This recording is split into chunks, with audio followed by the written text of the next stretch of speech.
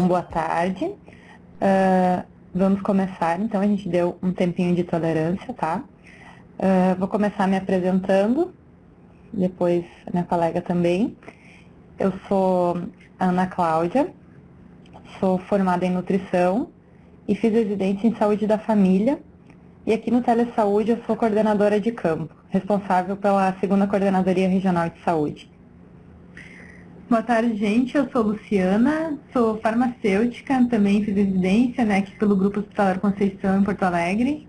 Aqui no Tele, eu sou coordenadora também da região norte, da Macro Norte, né. Já vi alguns municípios que estão ali, Tapera, né. A gente sempre agradece a participação, a gente sabe que tem pessoal bem assíduos aqui no Tele, nas palestras.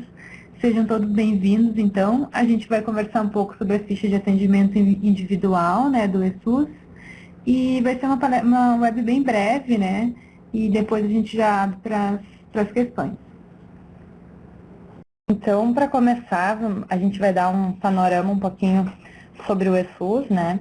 O Telesaúde RS está representando a Secretaria Estadual de Saúde na implantação do ESUS aqui no estado do Rio Grande do Sul. Então, a gente está fazendo um ciclo de web palestras sobre as fichas do ESUS. O ESUS ele é o novo sistema de informação da atenção básica, né? E ele se divide em 2 softwares. Um deles é o prontuário eletrônico, né, do cidadão, que é o PEC. E o outro sistema é o sistema de fichas, que é o CDS, que é a coleta de dados simplificada. Atualmente, então, são bem menos fichas, né? São 7 fichas ao todo.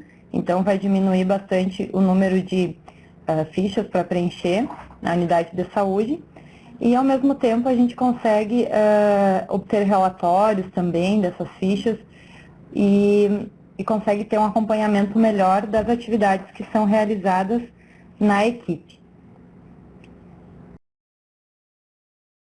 Então, a gente vai falar um pouquinho hoje da ficha de atendimento individual.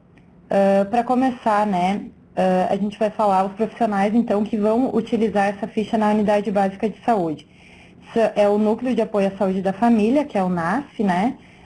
As equipes de consultório na rua e profissionais de nível superior, então, da equipe de atenção básica, exceto os odontólogos, porque existe uma ficha específica, que é a ficha de atendimento odontológico. Pessoal, só para informar também, as perguntas vocês podem ir fazendo no nosso chat, que a gente vai respondendo no final ou conforme surgirem as perguntas. Então, agora a gente vai falar um pouquinho campo a campo sobre essa ficha de atendimento individual. Tá? Aqui só para trazer um pouquinho da legenda, como que acontece? Vocês vão preencher na ficha e depois, após na digitação. Então, tem alguns campos, por exemplo, os campos que apresentarem o quadrado são campos de múltipla escolha, então pode marcar mais do que uma opção. E os campos que aparecerem o círculo são opção única, tá? Só para depois, quando passar para o campo pro eletrônico, né? Quando digitar, então, só para vocês saberem como é que fica a parte da digitação. Aqui é o cabeçalho da ficha, né? Ali no início vocês podem ver que tem a parte digitado por e a data ao lado e conferido por e o número da folha. É mais para a organização da equipe mesmo, organização do profissional que estiver preenchendo a ficha. Essa ficha, ela é preenchida por turno, tá? Para os atendimentos. Então, logo abaixo, vou tentar mostrar aqui. Logo abaixo, vocês vão ver que tem o número do cartão SUS do profissional. Tá? Aqui está um pouquinho pequeno, mas o número do cartão SUS do profissional e ao lado vai o CBO, né, que é a Classificação Brasileira de Ocupações.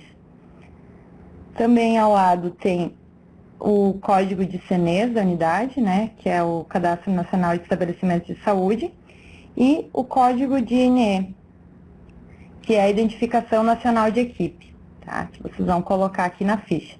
Também vocês vão colocar o turno em que foi realizado esses atendimentos, como eu falei antes, e a data.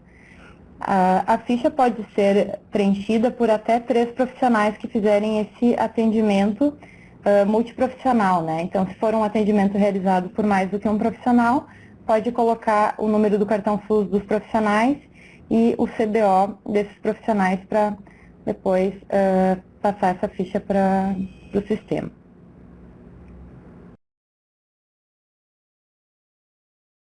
Aqui, então, começando a parte da ficha mesmo, vocês vão ver que podem ser registrados nessa ficha até 10 atendimentos, tá? Aqui a gente cortou um pouquinho para ficar melhor de visualizar, mas são até 10 atendimentos em uma ficha. Então, vocês vão colocar o número do prontuário, se vocês têm um número na unidade mesmo, que vocês queiram registrar, e o número do cartão SUS do usuário. Então, como vocês podem ver, não vai o nome do usuário, então é importante que os pacientes levem consigo o cartão SUS para poder registrar esse número de cartão SUS, tá? Abaixo vai a data de nascimento, na vertical, né?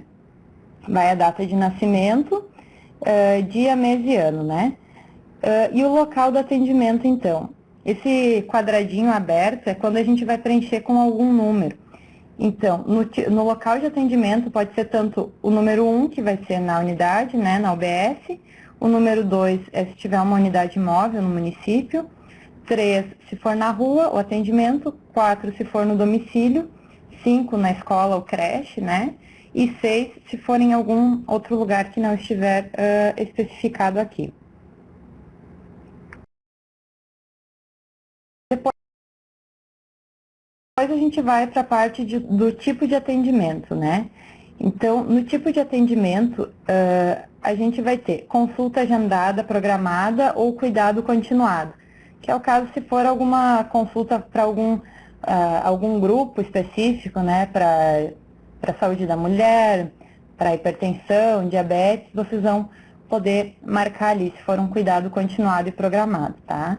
Se for uma consulta só agendada, se vocês trabalham com agenda, né, na unidade, então marca na segunda opção.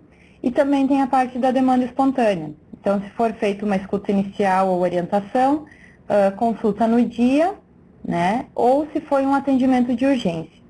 Importante falar, a gente até destacou ali embaixo em vermelho, que nesse campo ele aparece com quadradinhos na ficha. Mas no programa, ele, no CDS online, né, que é onde vocês vão digitar, ele está como opção única. Então, não tem como eu marcar mais do que um tipo de atendimento para aquele mesmo usuário, né? Também a gente pode fazer a avaliação antropométrica e registrar nessa ficha, que é o peso, então, vai em quilogramas e a altura vai em centímetros, por isso que são 3 campos ali para vocês preencherem.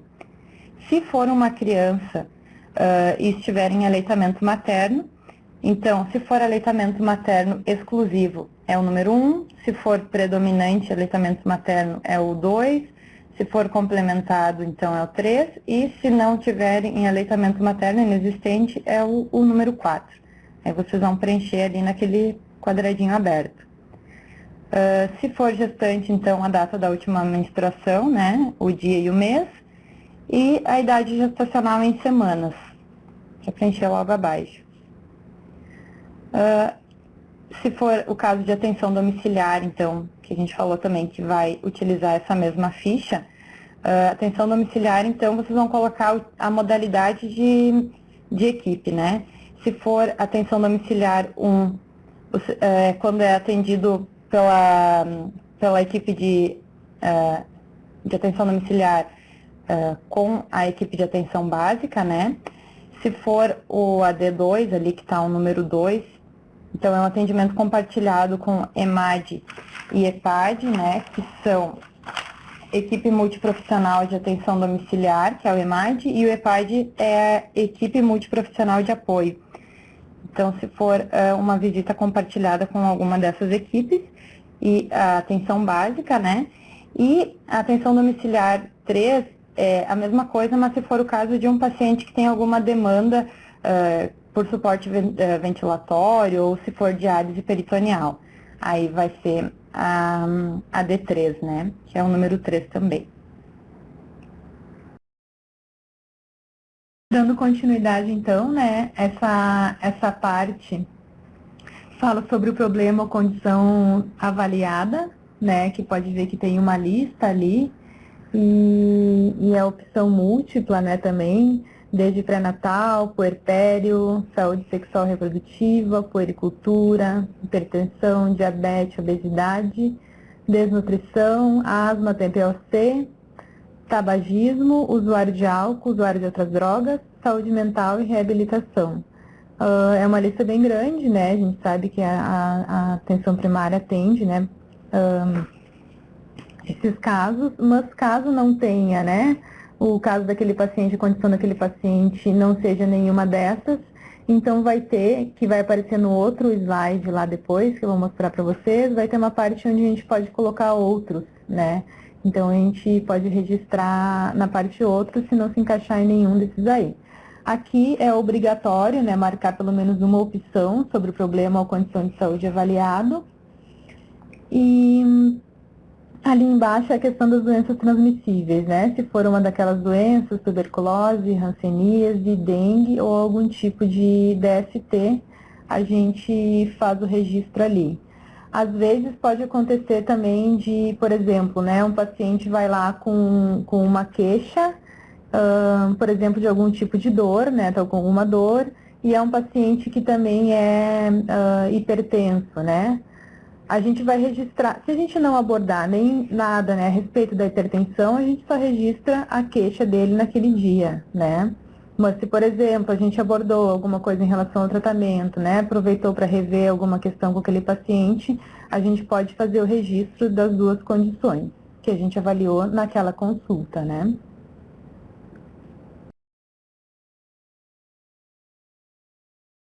Essa aqui, né, é a parte que eu falei, né, ali embaixo aparece outros, né, e aí vai ser ou pelo código CIAP, né, ou pelo CID. O CIAP é a Classificação Internacional de Atenção Primária, e o CID, o Código Internacional de Doenças, né, normalmente a gente tem aquele livrinho verde lá na unidade, que é o CID-10, né, que a gente utiliza para colocar o código ali. E ali em cima é a parte de rastreamento, né? Se foi a respeito de câncer de colo de útero, câncer de mama, risco cardiovascular, a gente marca naqueles campos.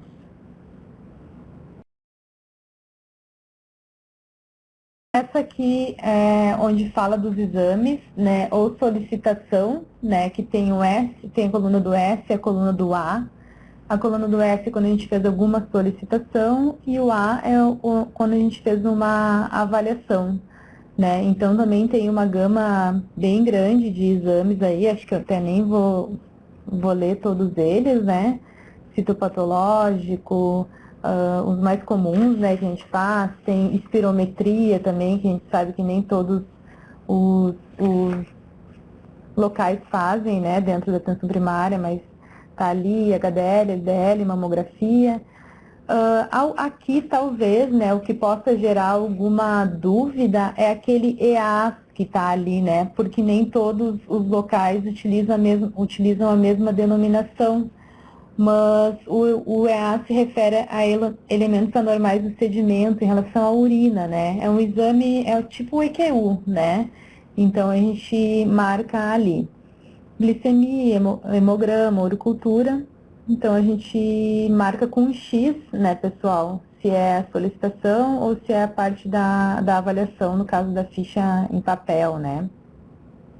E se for algum que não tenha nessa lista, ali bem embaixo ainda aparece outros, né, pra gente registrar com o CIA, né? A gente coloca o número daí, então, ali. Como a Ana falou antes, aquele quadradinho aberto em cima, né, é onde a gente preenche com um número.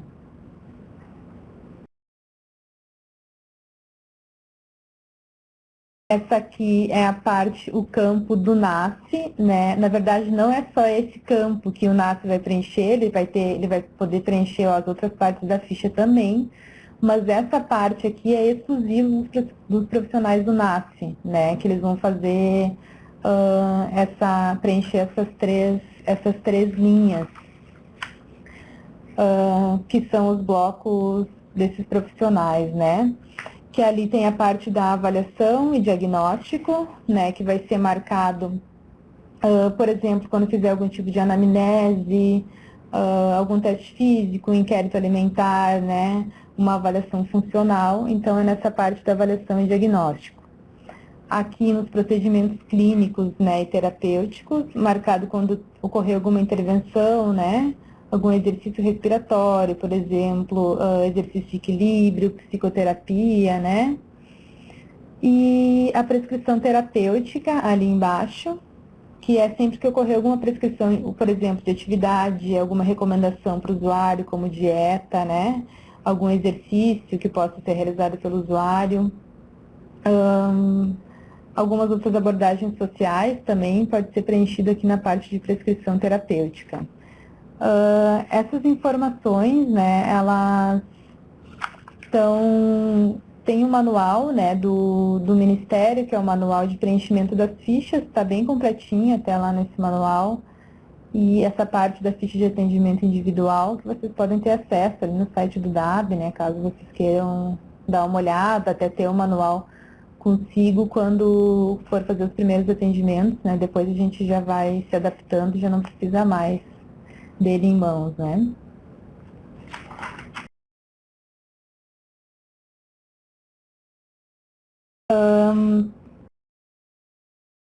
Aqui é a parte do bloco de conduta. Deixa eu ver, acho que eu pulei um, vamos ver. Ah, tá aqui. Aqui é a parte da vacinação, que também a gente preenche ali em sim ou não, né, se está com a vacinação em dia, no caso daquele usuário. E ali embaixo, né, se usou alguma prática integrativa complementar, né, que também é um quadradinho aberto, e a gente vai preencher com um número. Ali na ficha tem uma legenda pequenininha embaixo dela que nos diz, né, algumas práticas que a gente pode colocar. Aqui na apresentação ela está bem pequenininha ali embaixo, mas a gente colocou ela maior aqui, né, que é, ali tem desde 1 ao 7, né, acupuntura, antroposofia, homeopatia, fitoterapia, termalismo, práticas corporais e mentais e técnicas manuais em piques, né? Então, a gente pode preencher também esses campos ali. E se o paciente ficou em observação, né? Aqui é no caso se ele foi até a unidade e precisou ficar lá na sala de observação por algum motivo, né? Ou para fazer administração de algum medicamento, ou porque teve uma queda brusca na pressão, né? Se ele ficou lá, a gente também tem como marcar ali. Aí é o bloco de conduta, né, que é a parte final dessa ficha, né. A gente não falou antes, mas essa ficha, para o pessoal que já deu uma manipulada nela, vê que ela é uma ficha grande, ela é uma ficha frente e verso, né. Essa aqui é a parte de trás, que a gente está falando faz um tempo já. Então, aqui está o bloco de conduta. Ali em cima é o retorno para uma consulta agendada, né? Aqui, no caso, não é aqueles pacientes que já têm, né, que vai ter que vão estar dentro dos programas, né, que a gente faz dentro do posto. Por exemplo, ali embaixo, né, retorno para cuidado oriundo de um programa, né, aquele, por exemplo, um pré-natal, né, que a gente atende e aí a gente sabe que aquela paciente vai ter que vir no outro mês, né, a gente vai marcar aqui no cuidado continuado para programa, né, no cuidado programado. Ali em cima, retorno para consulta agendada, é aquelas outras condições que não se encaixam dentro desses programas, que já tem uma periodicidade de consulta definida, né, pré-natal, o hiperdia, né, saúde da criança. Não sei se ficou bem claro, depois, se quiserem perguntar, a gente esclarece. Aqui embaixo é agendamento para o NASP, né, se a gente fez algum agendamento para algum profissional da equipe de apoio. E se teve alta, né, alta daquele episódio que a gente está vendo naquele dia, para aquela condição que a gente está atendendo naquele dia, né, daí a gente marca ali. E aqui embaixo é os tipos de encaminhamento, né, encaminhamento para serviço especializado, né, para CAPS, né, Centro de Atenção Psicossocial, algum encaminhamento para internação hospitalar, se foi encaminhado para urgência, ou se foi encaminhado para um serviço de atenção domiciliar, ou encaminhamento intersetorial, né? Por exemplo, o Conselho Tutelar, o CRAS, né? Centro de Referência de Assistência Social, esses setores, né? Que a gente tem um contato, né? Dentro lá da atenção primária. Pessoal, como eu falei, né? A web ela é breve, né? Na verdade, é uma ficha que ela é longa, mas não tem muitas polêmicas nessa ficha, não sei se tem muitas dúvidas, né, como algumas outras possam gerar, mas a gente abre agora para perguntas, né, a gente está disponível aqui, então se o pessoal que quiser aproveitar, fazer alguma questão, a gente aproveita o momento agora. Obrigada pela atenção por enquanto.